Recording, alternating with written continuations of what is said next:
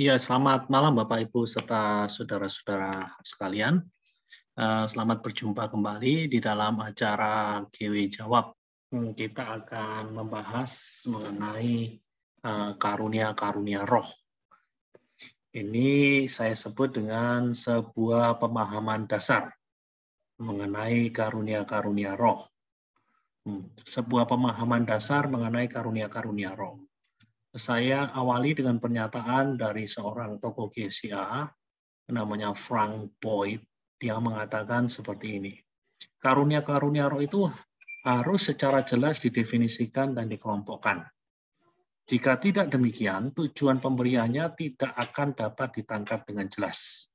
Akibatnya, karunia-karunia roh itu bisa disalahgunakan, kemuliaan Tuhan akan dirampas daripadanya, dan gereja gagal untuk memperoleh manfaat yang luar biasa dari karunia-karunia roh itu. Jadi, ini adalah hal yang sangat penting sekali bagi kita semua, anak-anak Tuhan, bagi kita semua murid-murid Yesus, untuk memahami pengertian daripada karunia-karunia roh, untuk memahami pengelompokan dari karunia-karunia roh, untuk memahami tujuan dari pemberian karunia-karunia roh, supaya apa? Supaya karunia-karunia roh itu tidak disalahgunakan. Supaya apa? Supaya kemuliaan Tuhan itu tidak dirampas. Dan yang paling penting, gereja tidak sampai gagal untuk memperoleh manfaat yang luar biasa dari karunia-karunia roh tersebut. Oke, sekarang kita akan lanjut. Definisi daripada karunia roh itu apa sih? Saya ambil definisi yang dibuat oleh seorang yang bernama Wayne Grudem, seorang teolog yang sangat dihormati, seorang teolog Injili yang sangat dihormati. Dia mengatakan karunia roh adalah kemampuan apa saja. Jadi kemampuan apa saja yang diberdayakan oleh Roh Kudus dan dipergunakan dalam pelayanan gerejawi. Jadi itu yang disebut dengan karunia roh. Karunia roh adalah kemampuan apa saja yang diberdayakan oleh Roh Kudus dan dipergunakan dalam pelayanan gerejawi. Nah, itu berarti yang termasuk karunia roh ini adalah karunia-karunia yang sifatnya supranatural dan juga karunia-karunia yang kelihatannya natural. Nah, karunia-karunia roh yang kelihatannya natural ini kita sebut dengan nama bakat-bakat alamiah. Jadi sekali lagi, apa yang dikatakan Grudem ini sangat-sangat penting sekali untuk kita pahami. Karunia roh adalah kemampuan apa saja. Nah, kemampuan apa saja yang berasal dari Roh Kudus dan dipergunakan dalam pelayanan gerejawi. Dan itu sekali lagi mencakup karunia-karunia yang bersifat supranatural dan karunia-karunia yang kelihatannya natural atau sesuatu yang kerap kali kita pahami sebagai bakat-bakat alamiah. Ya, kita bisa menjumpai bukti Alkitabiah dari pernyataan saya dari beberapa teks yang kita bisa tampilkan pada malam ini. Mari kita lihat teks yang pertama. Demikianlah kita mempunyai karunia yang berlain-lainan menurut kasih karunia yang dianugerahkan kepada kita. Jika karunia itu adalah untuk bernubuat, baiklah kita melakukannya sesuai dengan iman kita. Jika karunia untuk melayani, baiklah kita melayani. Jika karunia untuk mengajar, baiklah kita mengajar. Perhatikan baik-baik itu, ada teks yang saya cetak kuning, ada teks yang saya cetak biru, ada teks yang saya cetak putih.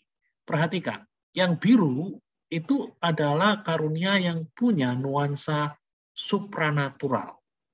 Nah, sementara yang putih, mengajar, melayani, ini lebih dekat kepada saya yang sebut dengan bakat-bakat alamiah. Nah, itu loh. Karunia-karunia yang kelihatannya tidak mengandung muatan supranatural. Nah, kita lihat teks yang lain. Jika karunia untuk menasehati, baiklah kita menasehati. Siapa yang membagi-bagikan sesuatu, hendaklah ia melakukannya dengan hati yang ikhlas. Siapa yang memberi pimpinan, hendaklah ia melakukannya dengan rajin. Siapa yang menunjukkan kemurahan, hendaklah ia melakukannya dengan sukacita. Perhatikan. Yang putih, putih, putih, putih, ini adalah hal-hal yang kelihatannya lebih dekat pada karunia-karunia yang non-supranatural. Karunia-karunia roh yang sepertinya tidak menunjukkan unsur supranatural, tapi disebut sebagai karunia. Karunia-karunia yang sepertinya lebih dekat kepada bakat-bakat alamiah, khususnya kalau kita melihat karunia memberi pimpinan. Dan kemudian kita lihat yang lain lagi, Efesus 4 ayat 11 dan 12. Dan ialah yang memberikan baik rasul-rasul maupun nabi-nabi. Perhatikan, yang biru-biru ini adalah sesuatu yang punya kecenderungan muatan supranatural. Sedangkan yang ini, teks yang saya cetak kuning, itu lebih kepada yang sifatnya non-supranatural. Dan ialah yang memberikan baik rasul-rasul maupun nabi-nabi, baik pemberita-pemberita Injil, gembala-gembala maupun pengajar-pengajar, untuk memperlengkapi orang-orang kudus bagi pekerjaan pelayanan, bagi pembangunan tubuh Kristus. Nah, kemudian yang lain lagi yang mengatakan, dan Allah telah menetapkan beberapa orang dalam jemaat, pertama sebagai rasul, kedua sebagai nabi, ketiga sebagai pengajar, selanjutnya mereka juga mendapat karunia untuk mengadakan mujizat, untuk menyembuhkan, untuk melayani, untuk memimpin, dan untuk berkata-kata dalam bahasa roh. Perhatikan, yang biru ini adalah karunia-karunia roh yang punya unsur atau muatan supranatural. Sementara yang kuning, pengajar, melayani, memimpin, itu sepertinya lebih cenderung kepada pemahaman yang terkait dengan bakat-bakat alam, yang alamiah, yang berasal dari Tuhan. Nah, jadi sekali lagi, kita kembali kepada definisi, karunia roh adalah kemampuan apa saja yang diberdayakan oleh Roh Kudus dan digunakan dalam pelayanan gerejawi. Jadi sekali lagi, itu termasuk karunia yang sifatnya supranatural seperti nubuat, nubuat yang biasanya terkait dengan nabi, yang terkait dengan rasul, kemudian karunia-karunia menyembuhkan, karunia membuat mujizat, karunia bernubuat, bahasa roh, itu sesuatu yang sifatnya supranatural, sedangkan yang cenderung dekat dengan bakat-bakat alamiah adalah seperti mengajar, memberi pimpinan. Nah, jadi sekali lagi, karunia roh adalah kemampuan apa saja yang diperdayakan oleh Roh Kudus dan digunakan dalam pelayanan gerejawi. Oke, sekarang kita akan masuk ke pemahaman yang berikutnya, kekeliruan-kekeliruan. Nah, kekeliruan-kekeliruan yang kerap kali muncul di dalam kehidupan gereja secara umum. Kekeliruan yang pertama adalah karunia roh itu difahami sebagai bukti dari kedewasaan rohani seseorang di dalam Tuhan. Ini kekeliruan umum pertama yang kerap terjadi di gereja-gereja. Jadi banyak orang memandang bahwa karunia-karunia roh itu, apalagi yang sesuatu yang sifatnya spektakuler, nyaris tidak mungkin akan dimiliki oleh orang biasa, orang percaya biasa. Karunia-karunia yang spektakuler itu pasti hanya milik orang-orang yang memiliki kekudusan yang cukup tinggi lah. Mereka memiliki kerohanian yang super lah, yang pantas untuk mendapatkan anugerah semacam itu. Dan sekali lagi, ini adalah pemahaman yang salah. Ini pemahaman yang keliru. Kenapa demikian? Kita harus tahu bahwa kata Yunani adalah bahasa asli yang dipakai untuk menuliskan Alkitab Perjanjian Baru. Kata Yunani yang dipakai untuk karunia roh di dalam Perjanjian Baru adalah karismata. Akar dari kata karismata itu adalah karis. Karis itu mengandung pengertian anugerah, mengandung pengertian pemberian cuma-cuma, mengandung pengertian sesuatu yang diberikan secara gratis, tanpa memandang seberapa dewasa kerohanian seseorang, seberapa rohani seseorang. Nah, inilah yang disebut dengan karis. Inilah pengertian daripada karis atau anugerah itu, sesuatu yang diberikan oleh Allah secara percuma, sesuatu yang diberikan oleh Allah dengan gratis, tanpa memandang keadaan pribadi seseorang. Nah, seorang yang namanya Samuel Chadwick mengatakan, karunia-karunia roh bukanlah bukti dari kerohanian. Di dalam Perjanjian Baru tidak pernah dijumpai gagasan yang menjadikan karunia-karunia roh sebagai tanda kekudusan. Jadi amatlah keliru kalau kita punya pemahaman bahwa orang yang banyak karunia rohnya itu pasti orang yang rohani. Pasti orang yang kudus seperti malaikat. Belum tentu, saudara-saudara sekalian. Belum tentu. Orang yang namanya William Menzies, Dr. William Menzies. Dia adalah salah seorang dosen saya, almarhum. Dr. William Menzies mengatakan karunia-karunia roh tidak berfungsi sebagai tanda kematangan rohani. Karunia-karunia roh adalah refleksi dari karunia Allah kepada jemaatnya itu, dan itu tersedia bagi semua orang. Jadi sekali lagi, karunia-karunia roh itu bukanlah tanda pasti dari kedewasaan rohani seseorang. Karunia-karunia roh bukanlah tanda pasti dari kekudusan seseorang. Karunia-karunia roh bukanlah tanda pasti dari kerohanian seseorang. Nah, itulah. Oleh karena itu jangan terkejut bila Anda mendapati orang-orang yang kelihatannya begitu luar biasa, punya karunia hebat, seperti Jim Bakker, itu karunianya luar biasa, karunia untuk berbicara, karunia untuk mempengaruhi orang luar biasa. Demikian juga Ted Haggard, ini seorang gembala yang sebelum kejatuhannya punya jemaat kurang lebih 20.000. Nah, itu setiap minggunya 20.000 orang mendengar dia untuk berkhotbah, mendengar dia untuk membawakan firman Allah. Dan kemudian yang sebelah sana adalah yang paling ujung adalah Robert Sliersden, yang buku-bukunya banyak terbit di Indonesia, yang banyak menceritakan pengalaman-pengalamannya yang luar biasa, pengalaman-pengalamannya dipakai Tuhan, pengalaman-pengalamannya untuk terangkat ke surga, dan lain sebagainya. Nah, tapi kenapa orang-orang ini semua pada akhirnya terjatuh dalam dosa yang sangat-sangat serius? Itu Jim Bakker bahkan sampai dipenjarakan oleh karena masalah moral. Demikian pula dengan Ted Haggard, diberhentikan dari gerejanya karena terlibat dalam homoseksualitas. Dan demikian juga dengan Robert Sliersden, yang juga terlibat dalam homoseksualitas. Jadi ini hal-hal yang sebenarnya tidak perlu mengejutkan kalau kita memahami bahwa karunia roh itu bukanlah tanda pasti dari kematangan rohani seseorang. Namanya aja karunia, sesuatu yang diberikan dengan cuma-cuma oleh Allah tanpa memandang keadaan diri orang tersebut. Jadi dengan pemahaman ini, ada satu sisi yang perlu untuk kita pahami. Nah, satu sisi itu adalah kita tidak boleh berkecil hati. Oh, saya ini masih baru dalam Tuhan. Nggak mungkin saya dipakai oleh Tuhan. Oh, jangan berkata begitu, Bapak, Ibu, serta saudara-saudara sekalian. Bahkan ketika engkau masih muda, dalam tanda kutip, masih bayi, katakanlah secara rohani, kalau Tuhan mau memberikan karunia, dia akan memberikannya kepada Anda.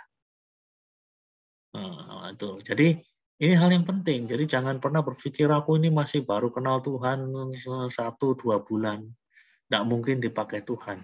Ya belum tentu. Kalau Tuhan mau pakai Anda, dia bisa mengaruniakan karunia pada Anda. Sehingga Anda bisa membantu gereja untuk bertumbuh di dalam kepenuhan Kristus.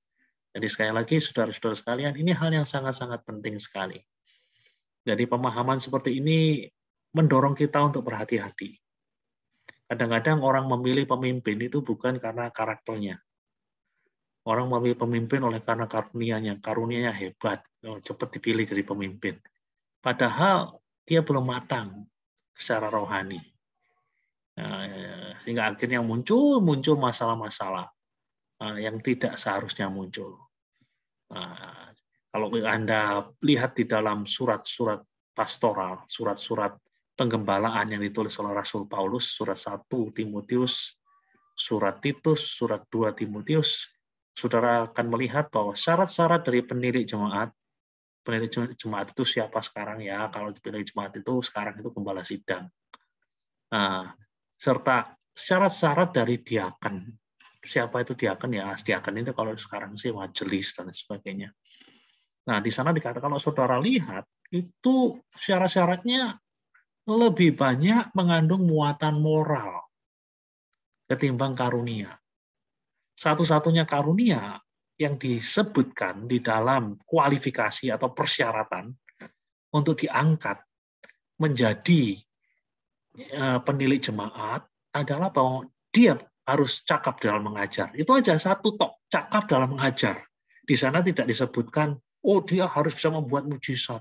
Oh dia harus punya iman yang gede, iman yang bisa memindahkan gunung. Oh enggak, oh dia harus fasih berbahasa roh. Enggak. Oh, dia harus bisa bernubuat. Enggak. Dia harus bisa membuat mujizat. Enggak. Kalau sudah lihat di dalam surat-surat pastoral, nanti sudah baca itu syarat-syarat penilik jemaat, syarat-syarat diaken. Di sana syaratnya ya lebih banyak punya muatan moral. Atau contohnya suami dari satu istri. Nah, dan ada banyak lagi syarat-syarat yang lain yang lebih banyak mengandung muatan moral. Nah, kenapa demikian? Nah, ini karena gagasan ini, saudara-saudara sekalian. Karunia-karunia roh itu tidak berfungsi sebagai tanda kematangan rohani. Jadi keliru kalau kita memahami bahwa orang yang karunia rohnya banyak, itu pasti orang yang rohani. Belum tentu. Nah, demikian juga kalau kita punya pemahaman yang sebaliknya. Oh, orang itu enggak punya karunia, berarti orang itu enggak rohani. Oh, ini juga sesuatu yang keliru. Gitu. Bisa jadi dia karunianya tidak banyak atau punya karunia-karunia yang biasa, tidak spektakuler. Namun demikian, dia rohani. Itu hal yang penting untuk kita pahami bersama-sama. Oke, kemudian kekeliruan yang kedua, karunia roh itu dianggap sama dengan buah roh. Jadi ada orang-orang yang memandang karunia roh itu sama dengan buah roh. Faktanya, karunia roh itu tidak sama dengan buah roh. Ya, buah roh itu harus dilihat sebagai hasil dari kehidupan ilahi yang berawal dari kelahiran baru. Jadi awal dari buah roh itu adalah kelahiran baru. Tanpa adanya kelahiran baru, tidak ada yang namanya buah roh. Jadi orang yang dilahirkan baru sesuai dengan kitab 1 Yohanes itu digambarkan sebagai seseorang yang menerima benih ilahi. Nah, benih itu nanti akan tumbuh. Nah, tumbuh.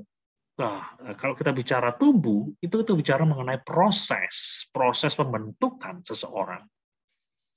Nah, jadi benih ilahi yang diperoleh oleh seseorang pada waktu dia dilahirkan kembali, pada akhirnya kemudian tumbuh, mengalami proses yang kadang-kadang tidak mudah, yang kerap kali melibatkan penderitaan dan kesulitan. Dan pada akhirnya hasilnya adalah buah roh, sebagaimana digambarkan di dalam kitab Galatia. Buah roh adalah kasih, sukacita, damai sejahtera, dan seterusnya. Nah, itu buah roh. Nah, lalu karunia roh apa? Karunia roh adalah sesuatu yang dapat diterima oleh seseorang sebagai anugerah Allah pada titik manapun di dalam perjalanan hidupnya. Kalau buah roh itu biasanya terjadi ketika seseorang itu sudah melewati proses yang begitu panjang di dalam hidupnya. Jadi buah-buah roh sudah mulai, aspek-aspek daripada buah-buah roh ini mulai kemudian muncul. Namun yang namanya karunia roh itu adalah sesuatu yang dapat diterima oleh seseorang pada titik manapun di dalam perjalanan imannya. Sekali lagi, buah roh itu bukan hasil dari kehidupan yang suci di hadapan Allah. Buah roh adalah hasil dari anugerah Allah yang dilimpahkan kepada orang-orang percaya. Itu buah roh. Itu karunia roh. Ya, tadi saya salah ya. Jadi karunia roh adalah sesuatu yang dapat diterima oleh seseorang sebagai anugerah Allah pada titik manapun dari perjalanan imannya. Ya, itu bedanya. Nah, sekarang kita akan masuk di dalam bagian yang berikutnya. Tujuan dari karunia-karunia roh. Kalau saya gambarkan secara spasial, kalau saya gambarkan dalam bentuk ruang, lah istilahnya, gambaran ruang, tujuan-tujuan dari karunia roh, tujuan yang sifatnya ke atas, yaitu karunia roh diberikan supaya apa? Supaya orang mempermuliakan Allah. Supaya orang-orang mempermuliakan Allah. Jadi tujuan daripada pemberian karunia roh, kalau kita berpikir secara spasial, berpikir dari sudut pandang ruang, tujuan karunia roh ke atas adalah untuk memuliakan Allah, bukan untuk istilahnya memuliakan diri sendiri. Jadi kalau karunia roh dipergunakan untuk memuliakan diri sendiri, itu sudah salah sasaran. Nah, ini tujuan pertama dari karunia-karunia roh. Jadi tujuan pertama dari karunia-karunia roh adalah tujuan yang sifatnya ke atas, untuk memuliakan Allah. Tujuan yang kedua yang sifatnya ke dalam adalah untuk membangun tubuh Kristus. Untuk membangun tubuh Kristus. Jadi gereja, jemaat diberi karunia roh supaya terjadi pembangunan di dalam tubuh Kristus. Nah, jadi ini juga bisa menjadi semacam tes atau batu uji untuk mengetahui apakah karunia roh yang kita lihat di dalam gereja itu berasal dari Allah atau tidak. Ya, salah satu batu uji yang bisa kita gunakan adalah ini, yang saya sebut dengan apakah karunia itu benar-benar membangun tubuh Kristus. Kalau jawabannya ya, jadi kemungkinan memang karunia yang termanifestasi di dalam jemaat itu benar-benar berasal dari Allah. Karena kita tahu bahwa sesuatu yang kelihatannya kita kenal sebagai karunia roh itu sumbernya bisa 3. Ya, bisa dari Allah, bisa dari manusia itu sendiri, dan yang paling parah bisa berasal dari setan. Dari mana kita tahu bahwa nubuat itu berasal dari Allah, berasal dari setan, atau berasal dari manusia itu sendiri? Salah satu batu uji yang bisa kita pakai adalah batu uji ini, batu uji yang kedua. Apakah nubuat yang disampaikan itu membangun tubuh Kristus? Kalau membangun tubuh Kristus, tampaknya nubuat itu berasal dari Tuhan. Namun, kalau sebaliknya, katakanlah, ketika nubuatan disampaikan, dan kemudian efek atau akibat dari nubuat tersebut, orang bertengkar satu sama lain, saling mencurigai satu sama lain, saling nggak percaya satu sama lain, ya patut dipertanyakan apakah nubuat itu benar-benar berasal dari Allah. Karena yang terjadi adalah bukan sesuatu yang membangun. Yang terjadi adalah orang mistrust satu sama lain. Orang tidak bisa percaya satu sama lain. Orang mencurigai satu sama lain. Nah, ini adalah tujuan yang kedua daripada pemberian dari karunia-karunia roh, untuk membangun tubuh Kristus. Jadi, Bapak, Ibu, serta saudara-saudara sekalian, ya, gereja selalu ada kebutuhan di dalam setiap zaman, di dalam setiap masa, di dalam setiap konteks. Nah, ketika gereja ada dalam kebutuhan, ya, tugas kita adalah berdoa agar ada orang-orang yang dikaruniai Tuhan, sehingga pembangunan tubuh Kristus di dalam gereja bisa berjalan dengan baik. Kalau di gereja kita ada kebutuhan, dan biarlah tuh kita berdoa supaya Tuhan akan membangkitkan orang-orang yang dikaruniai Tuhan untuk memenuhi kebutuhan yang ada di dalam gereja kita. Tujuan yang ketiga dari karunia-karunia roh adalah untuk menjangkau dan melayani dunia. Jadi ada tujuan yang sifatnya ke atas, ada tujuan yang sifatnya ke dalam, ada tujuan yang sifatnya keluar. Tujuan yang sifatnya keluar adalah untuk menjangkau dan melayani dunia. Jadi yang namanya karunia roh itu diberikan supaya kita bisa melayani orang-orang yang tidak percaya. Nah, kalau saudara dikatakanlah diberi karunia untuk menunjukkan kemurahan, ya pakai itu untuk melayani orang-orang yang belum percaya. Ya, tunjukkan kasih Tuhan melalui karunia yang ada di dalam diri Anda. Tidak semua orang punya karunia untuk menunjukkan kemurahan. Tetapi ada orang-orang yang diberi Tuhan karunia untuk menunjukkan kemurahan. Sehingga orang-orang ini bisa menjadi alat Tuhan untuk melayani dunia, untuk menjangkau dunia bagi Kristus. Jikalau saudara diberi karunia untuk menginjil, karena tidak semua orang bisa menginjil dengan baik. Nah, kalau saudara diberi karunia untuk menginjil, ya gunakan karunia tersebut untuk menjangkau dunia yang belum mengenal Tuhan. Jadi saudara-saudara sekalian, tujuan yang ketiga dari karunia-karunia roh adalah untuk menjangkau dan melayani dunia. Mari kita lihat bagian yang berikutnya. Ada suatu pertanyaan. Berapa jumlah karunia-karunia roh? Ada orang yang mengatakan karunia roh itu jumlahnya ada 9. Dari mana mereka berpendapat karunia roh itu ada 9? Itu biasanya mereka menunjuk pada teks yang terdapat di dalam kitab 1 Korintus. Namun, saudara-saudara sekalian, saya ingin melihat Anda. Saya ingin Anda melihat beberapa teks yang terdapat di dalam kitab suci. Ya, teks yang pertama, kita lihat di dalam 1 Korintus 12 ayat 28. Teks yang kedua terdapat di dalam 1 Korintus 12 ayat 8 sampai 10. Perhatikan, di dalam 1 Korintus 12 ayat 28 itu didaftarkan. Didaftarkan karunia-karunia roh. Rasul, nabi, guru, mujizat, menyembuhkan, memberikan pertolongan, karunia administrasi, karunia ngatur. Jadi ngatur itu juga karunia, saudara-saudara. Bahasa roh, 1 Korintus 12 ayat 28, sementara 1 Korintus 12 ayat 8 sampai 10 beda loh.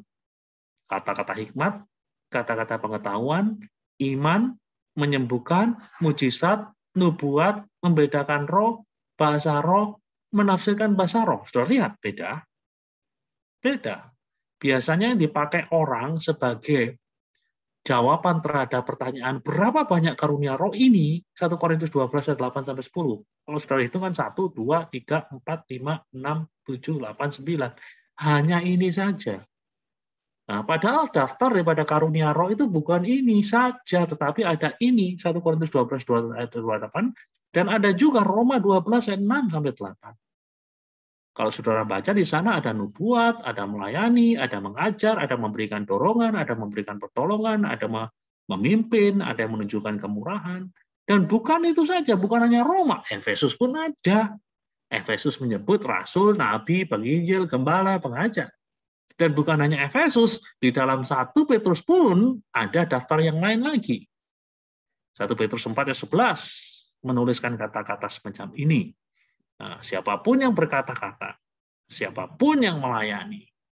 Ya, jadi kita melihat ada 5 daftar di dalam Alkitab yang mendaftarkan karunia-karunia roh. Unik, nah, apa uniknya?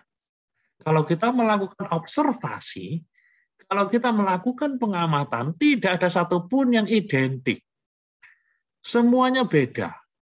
1 Korintus 12, 8-10 beda dengan 1 Korintus 12, 28. Beda dengan Roma, beda dengan Efesus, beda dengan 1 Petrus. Fakta ini menunjukkan apa? Fakta ini menunjukkan bahwa penulis-penulis Perjanjian Baru tidak bermaksud memberikan daftar yang baku dan komplit. Jadi kalau penulis-penulis Perjanjian Baru hendak membuat suatu pengajaran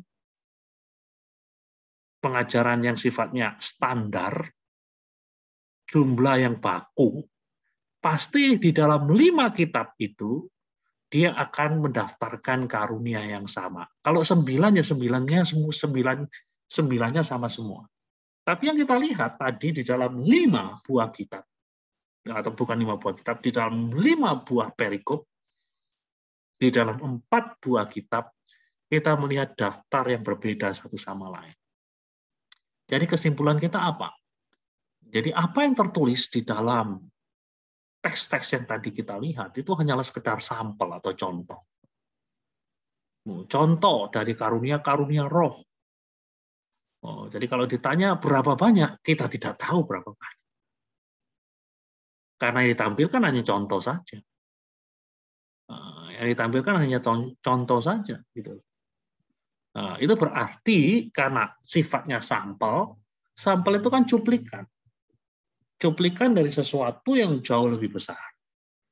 Jadi kita pun harus terbuka dengan karunia-karunia yang tidak disebutkan secara eksplisit di dalam Alkitab. Jadi saya percaya ada karunia-karunia yang lain yang tidak dituliskan di dalam Alkitab, yang bisa kita jumpai di dalam kehidupan.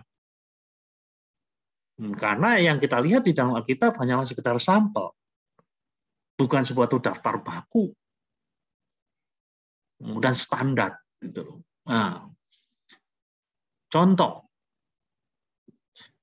ini studi kasus ini adalah dari seorang yang namanya Fransiskus dari Assisi, seseorang yang disebut sebagai saint, orang kudus dalam tradisi Katolik. Jadi Fransiskus dari Assisi ini menurut penulis biografinya suatu waktu pernah melewati sebuah desa yang namanya Gubbio.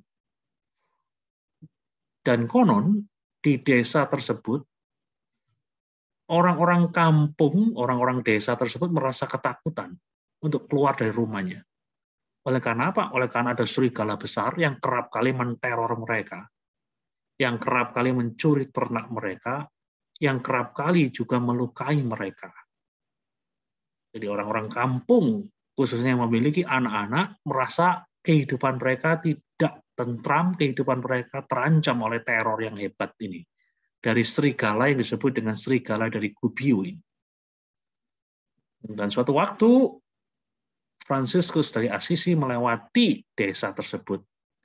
Dan orang-orang desa sudah mengenal, atau paling tidak sudah mendengar nama dari Fransiskus dari Assisi. Seseorang yang diurapi Tuhan dengan luar biasa. Seseorang yang kerap kali melakukan tanda dan mujizat.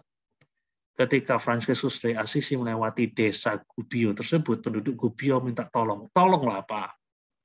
Desa kami ini kerap kali diteror oleh serigala jahat. Dan Fransiskus dari Assisi menyanggupi, oke, saya akan bantu kalian.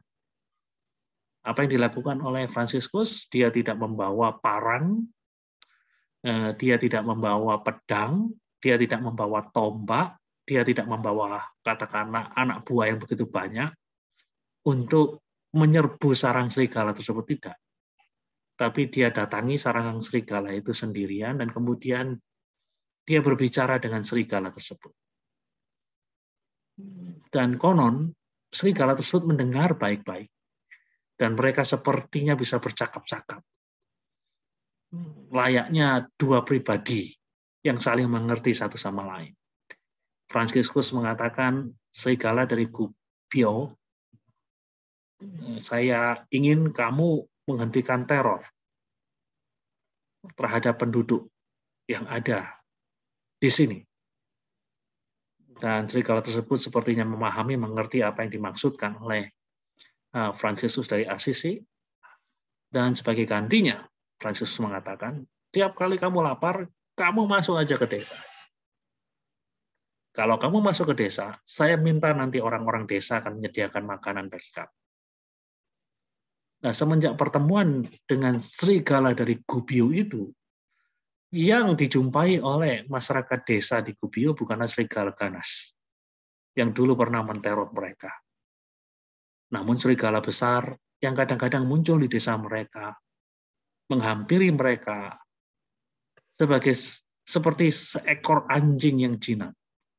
Dan ketika serigala itu datang, tibalah waktu bagi orang-orang desa tersebut untuk menyediakan makanan bagi serigala tersebut.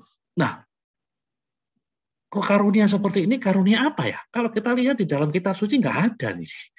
Karunia untuk berkomunikasi dengan binatang itu nggak ada di dalam kitab suci. Tetapi itu ada, saudara-saudara sekalian. Jadi ada hal-hal. Saya punya seorang rekan dari Nigeria, teman sekelas saya dari Nigeria atau kayaknya saya kurang ingat, namanya Eli Agengo. Suatu waktu di Afrika itu hampir tiap desa punya bahasa daerah sendiri. Jadi dia diminta untuk berkhotbah. Tapi masalahnya dia tidak tahu bahasa daerah yang ada di sana. Dan Eli bersaksi bahwa beberapa hari sebelum dia melayani di desa tersebut, dia berdoa supaya Tuhan mengaruniakan kemampuan untuk mengerti dan sekaligus untuk berbicara di dalam bahasa daerah di desa tersebut, di Afrika. Dan apa yang terjadi? Yang terjadi adalah sesuatu yang spektakuler. Ya, pada hari Eli mengunjungi desa tersebut, dia mengerti dengan baik bahasa dari orang-orang di desa tersebut, dan sekaligus dia dapat berkomunikasi tanpa belajar sama sekali. Dan yang luar biasa, Eli mengatakan adalah bahwa karunia yang dia peroleh pada hari itu, karunia untuk memahami dan berbicara, itu tidak hilang sampai hari di mana saya bercakap-cakap dengan Eli. Nah, jadi saya bertemu Eli, menjadi teman, istilahnya menjadi teman sekelas itu hampir setahun, di tahun 95, tahun 96 sampai tahun 90, sampai sekitar awal tahun 97. Nah, saudara-saudara sekalian, kita mau bicara apa ya? Ini karunia apa ini yang dimiliki oleh Eli ini? Ya, dia bisa berbahasa, dia bisa punya karunia untuk mengerti bahasa seseorang dan sekaligus berbicara dalam bahasa tanpa belajar, dan karunia itu tidak hilang. Kadang-kadang kalau kita lihat di gereja kan orang katakanlah nggak ngerti bahasa Ibrani, tapi ngomong bahasa Ibrani sesudah itu sudah ibadah nggak ngerti lagi gitu. Tapi yang terjadi di dalam kehidupan teman saya ini, dia mengerti dan bisa berbicara dengan baik sampai hari ini. Saya yakin kalau saya ketemu dengan Eli, dia akan mengatakan hal yang sama. Nah, sekali lagi saudara-saudara sekalian, saya ingin mengatakan kepada Anda, ada begitu banyak karunia yang Tuhan sediakan bagi umat manusia, bagi saya, bagi saudara. Yang kita lihat di dalam Alkitab adalah catatan-catatan karunia, dan kita harus memahami catatan-catatan karunia itu sebagai sampel, sebagai contoh aja. Sampel artinya cuplikan. Sampel artinya sebagian yang diambil. Itu berarti ada bagian-bagian yang lain yang belum tampak. Ya, tadi saya sudah menunjukkan 2 contoh. Di dalam kehidupan Fransiskus dari Assisi, dan dalam kehidupan rekan saya yang namanya Eli Agengo, orang dari Afrika. Nah, saudara-saudara sekalian, hal semacam ini menjadi penting dalam kaitannya dengan apa yang namanya tes karunia. Saya kurang tahu apakah ada di antara Anda yang pernah mengikuti tes karunia. Tes karunia itu panjang sekali. Kalau tidak salah ada 150 pertanyaan-pertanyaan. Nah, tujuannya apa? Tujuannya adalah untuk mengetahui karunia saya ini apa. Dan yang membuat tes karunia ini tesnya berdasarkan karunia-karunia yang ada di dalam Alkitab itu. Jadi diharapkan setelah mengisi tes karunia ini, seseorang bisa tahu karunianya apa. Dalam banyak kasus memang sangat-sangat menolong sekali. Ya. Karena dalam banyak kasus orang-orang tertolong untuk menemukan karunia apa yang paling dominan di dalam hidupnya. Nah, itu hal yang positif. Namun hal yang negatifnya apa? Mengabaikan fakta bahwa karunia yang disebut di dalam Perjanjian Baru itu hanya sekedar sampel. Jadi kadang-kadang ada orang yang ngisi dan kemudian mendapati, nggak cocok semua. Kemudian dia mengatakan, saya nggak punya karunia. Karena hitung-hitungannya nggak cocok semua, meleset semua. Lalu pertanyaannya, apakah memang benar orang tersebut setelah ngisi karunia dan kemudian hasilnya negatif semua, orang tersebut tidak punya karunia? Belum tentu. Karena yang dijadikan dasar pembuatan spiritual gift test itu, atau karunia daripada pembuatan daripada karunia-karunia roh itu hanyalah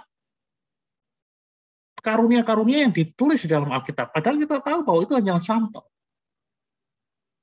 Bisa jadi orang yang mengikuti tes dan mendapati dirinya tidak punya karunia itu punya karunia yang tidak tertulis di dalam kitab suci, gitu loh. Tuhan menciptakan kita sebagai makhluk yang unik. Yang menciptakan kita sebagai makhluk yang unik. Bisa jadi saudara punya karunia yang tidak terdapat di dalam 5 perikop yang saya sebutkan di atas. Jadi kalau saudara-saudara sekalian ikut tes karunia dan saudara tidak kemudian mendapati, kok saya nggak punya karunia, karena semuanya kok nggak cocok, jangan kemudian kecil hati. Karena bisa jadi saudara punya karunia yang tidak tertulis di sana.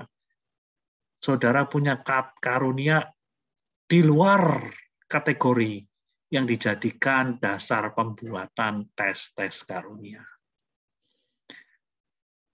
Oke, sekarang kita akan lihat yang berikutnya. Saya punya waktu beberapa menit lagi, jadi tingkat kekuatan dari karunia roh sekarang. Kita akan lihat. Karunia roh itu bervariasi di dalam kekuatannya. Contohnya dalam Roma 12 ayat 6, Paulus berkata, jika kita memiliki karunia bernubuat, baiklah kita melakukannya sesuai dengan iman kita. Pernyataan ini menunjukkan bahwa karunia dapat berkembang lebih lemah atau kuat dalam pribadi yang berbeda atau sama dalam kurun waktu tertentu. Jadi begini Bapak Ibu serta saudara-saudara sekalian, jadi karunia roh yang kita miliki atau orang lain miliki itu tidak statis, tidak selalu sama. Jadi hari ini katakanlah, saya punya karunia bernubuat. 5 tahun lagi karunia bernubuat di dalam diri saya bisa jadi lebih lemah atau lebih kuat. Bisa, itu terjadi. Karunia mengajar yang saya miliki. Hari ini bisa jadi akan berbeda dengan apa yang akan terjadi 5 tahun lagi. 5 tahun lagi mungkin mengalami penurunan. Kenapa mengalami penurunan? Ya mungkin karena saya tidak mengasahnya. Karena saya tidak mempertajamnya. Namun 5 tahun lagi bisa jadi karunia mengajar itu jauh lebih bagus karena saya mempertajamnya. Jadi karunia-karunia roh yang kita miliki atau orang lain miliki itu bisa menjadi lebih kuat dan sebaliknya bisa menjadi lebih lemah. Jadi karunia-karunia roh itu tidak statis. Jangan berpikir selalu sama. Enggak. Kalau saudara punya karunia untuk memberi, karunia untuk memberi Anda bisa jadi akan mengalami pelemahan atau justru mengalami penguatan, tergantung dari sikap kita terhadap karunia yang Tuhan berikan kepada kita. Kalau kita tidak pernah mempraktekannya, kalau kita tidak pernah mempertajamnya, kalau kita tidak peka terhadap pimpinan roh Tuhan di dalam hidup kita, ya maka bisa jadi karunia-karunia roh itu akan mengalami kelemahan, mengalami pelemahan. Nah, kemudian yang perlu untuk kita pahami adalah karunia roda itu bervariasi kekuatannya dalam individu yang berbeda.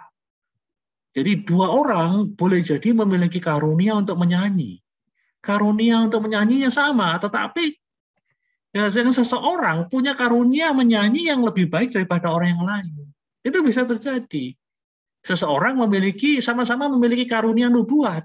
A memiliki karunia nubuat, B memiliki karunia nubuat, namun bisa jadi B memiliki karunia nubuat lebih baik daripada A. Jadi sekali lagi ini hal yang penting. Saya memiliki karunia untuk mengajar, rekan saya memiliki karunia untuk mengajar, sama-sama memiliki karunia untuk mengajar.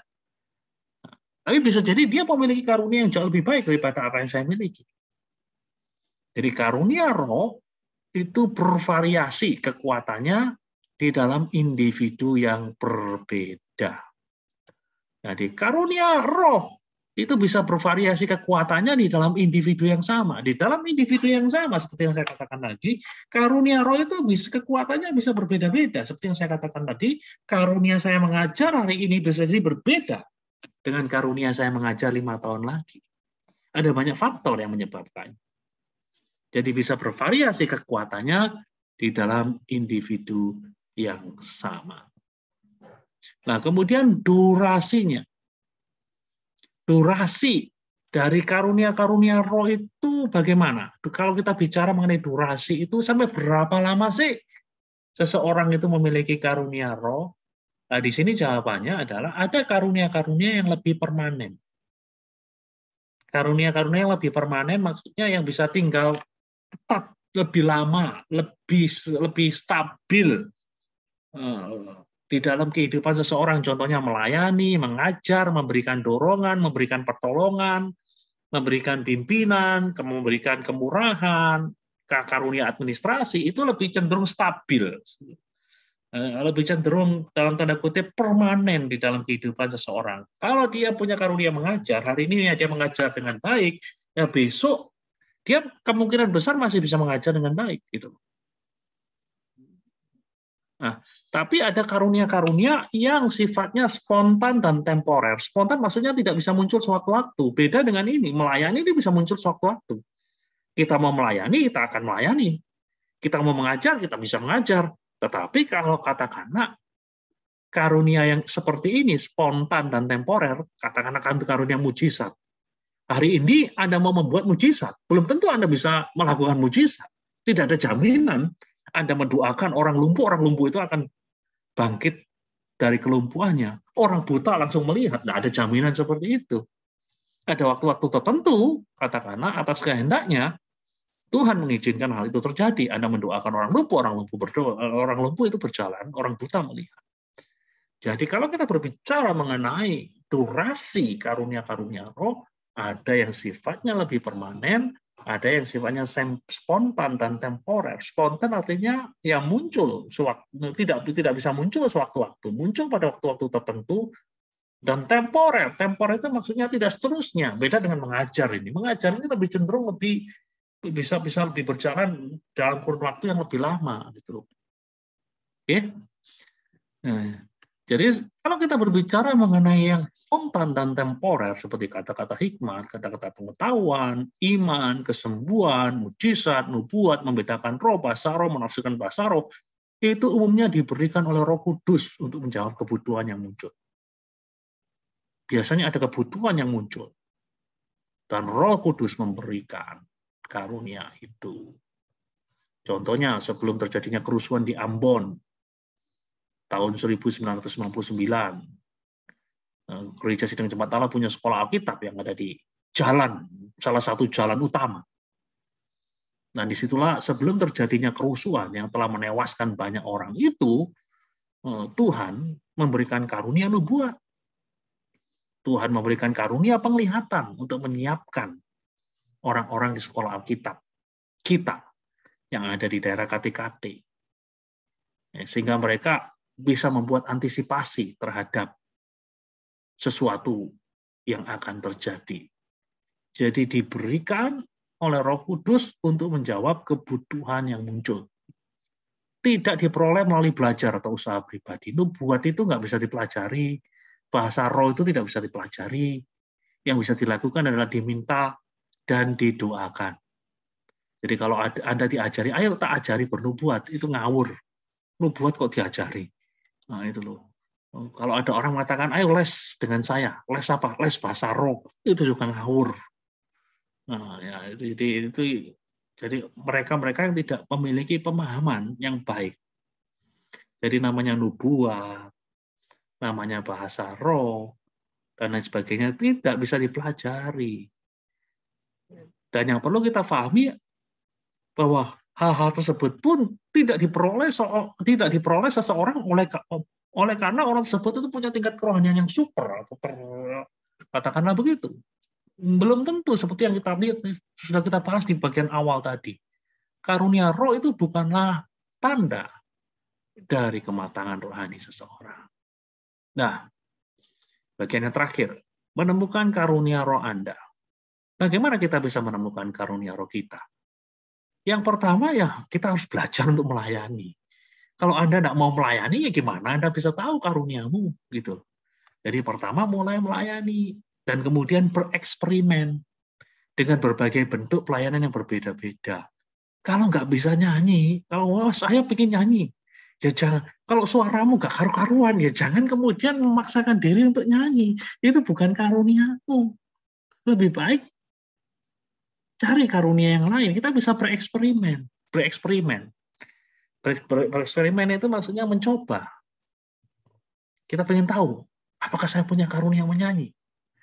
Nah, ketika kamu mulai menyanyi, orang jadi telinganya kemudian ditutupin, jadi pusing gitu loh. Nggak menikmati hadirat Tuhan, pusing mendengarkan suara Anda ya juga. Ya, itu berarti bahwa karuniamu bukan di situ. Tuhan punya karunia yang lain. Tuhan akan memakai Anda di tempat yang lain. Ya, ini yang penting sekali. Jadi kita harus berani untuk bereksperimen. Ya, berani bereksperimen, mencoba-coba sampai kita temukan tempat yang sesuai. Ya. Yang kedua, terima feedback, masukan dari orang yang tahu Anda dengan baik, gitu. Terima feedback. Katakanlah orang yang Anda anggap sebagai kakak rohani, yang Anda anggap sebagai bapak rohani, yang Anda anggap sebagai mentor, tanya, gimana? Saya sesuai nggak? Kalau dia mengatakan, oh sesuai, saya diberkati, saya merasakan ada urapan Tuhan turun atasmu, nah itu sudah indikasi bahwa Anda berada di right track, nah, pada arah yang benar. Tapi kalau mengatakan, wah, kayaknya kamu nggak di sana, itu, nah, itu mengharuskan kita untuk berdoa dan mencoba sampai kita dapatkan tempat yang sesuai bagi kita. Nah, seperti kita lihat, demikianlah kami dalam kasih sayang besarkan kamu, bukan saja rela membagi Injil dengan kamu, tetapi juga hidup kami sendiri dengan kamu, karena kamu telah kami kasihi. Jadi saudara-saudara sekalian, ini hal yang penting bagi kita. Jadi, terima feedback. Nah, dengan terima feedback itu, nah kita bisa tahu di mana kita berada.